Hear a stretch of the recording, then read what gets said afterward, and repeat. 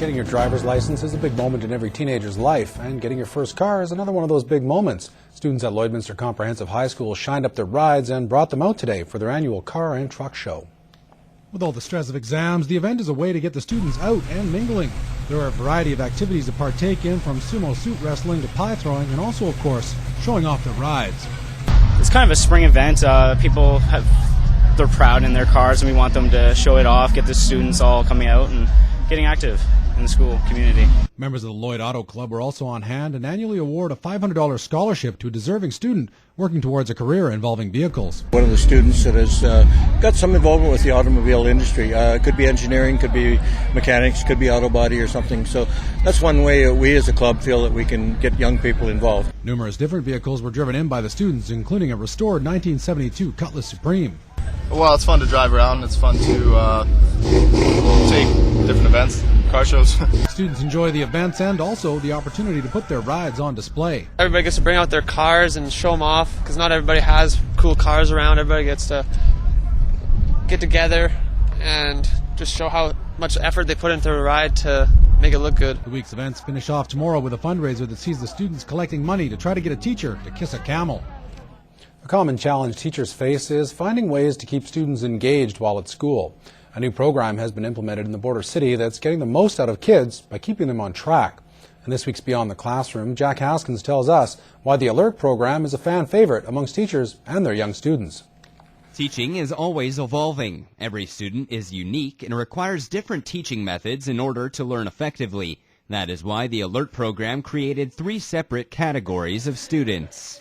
We compare their bodies to cars and how their engine runs. So your engine can run on high, and we also compare it to Winnie the Pooh characters. So your engine can run on high like Tigger, or it can run low like Eeyore, or it can run just like Winnie the Pooh. The Alert program implements tools in the classroom to help students of different energy levels stay engaged. Jim Fox is classified as an Eeyore. He often sits on a yoga ball to help put a little bit more bounce in his step. It helps you sit up straight, and it helps you you can move around a little bit on it, so you're not tired all day. On the other end of the spectrum, students like Ryan Kelly stay focused by using fidget tools. I just squish it like that and pull it, and it helps me concentrate on what the teacher is teaching us. Nicole Webb's students have been using the learning tools for 6 months, and she has already seen a major impact. I've noticed that my less attentive students have become more focused, and that the students can judge their engine speeds a lot better now and know when we need to have a break, maybe do a body break and do some exercises to get their engines back up to where they should be. So your hands on your chair, you're going to squat, and go back up. While bouncing on yoga balls, squeezing toys, and busting out squats may seem unorthodox, it has proven effective in harnessing the energy of students and could be a mainstay in the classroom for years to come. Jack Haskins, Newcap News. With the warmer weather, golfers are out in full force enjoying a game that has recently increased in popularity all over the world. But like most sports, warming up is the key to help get your body ready for the game. In this week's Health Minute, Shauna Roshik speaks with a local pro about the importance of stretching. Golf is a game of skill and concentration. It takes lots of practice and patience to improve technique and to take strokes off your game. A good stretch before playing is overlooked by many, which is essential in helping to achieve success. Stretching may not be on their priority list. They just want to get going, get outside, enjoy the fresh air, and go out and play the game that they really enjoy. For every age and every skill level, stretching is essential. If the body is not warmed up properly, there may be consequences. If you don't stretch, you will feel aches and pains the next day. You won't want to come out and play golf the next day, that's for sure.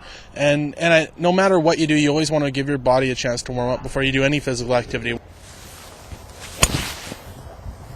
A good stretch before you start will help to improve your game and prevent further injury. Back, shoulder, and knees are probably the 3 most injured things in golf on your body. So stretching will help relieve that. They're not going to prevent it, obviously, but it will give you a better opportunity to get through the round of golf without any injuries. Mulligan also says wrist pain is very common and a must to warm up before you even tee up to hit the ball. Your impact when you hit the ground with a club obviously is going to jar the club and go up your hands, and if you don't have the proper technique and if you haven't warmed up your wrists, you will find yourself injuring yourself quite easily. Taking a few minutes before the game to stretch will not only increase the body's flexibility. Mulligan recommends that it also has the potential to increase distance, accuracy, and hopefully enjoyment of the game. With this week's Health Minute, I'm Shauna Roshuk.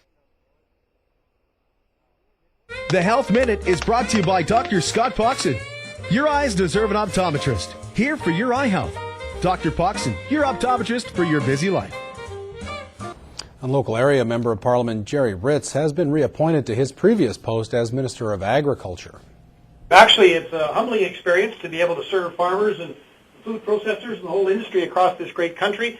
As you know, we've had some successes in the last little while, and we continue to keep pushing forward, driving the marketplace.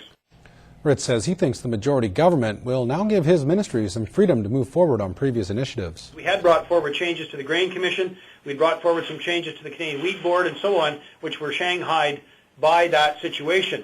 I also had the great privilege to travel around the world on behalf of Canadian agriculture. We're now going to be able to do that on a more opportunistic basis. Ritz says he's looking forward to his work within Canada's agricultural sector, an industry which he thinks will only continue to grow. As you well know, there's a growing demand for good quality foodstuffs domestically and around the world. It's a great time to be involved in agriculture. Barring the seeding problems we're having this spring with cold and wet and so forth, farmers are very industrious and innovative, and certainly they'll get the crop in the ground, and we'll do our best to make sure they have an opportunity to sell it at a good return. Ritz also said today that the Conservative government will use its majority to end the Canadian Wheat Board's monopoly on marketing wheat and barley. He plans to introduce legislation this fall, with changes taking effect in August 2012.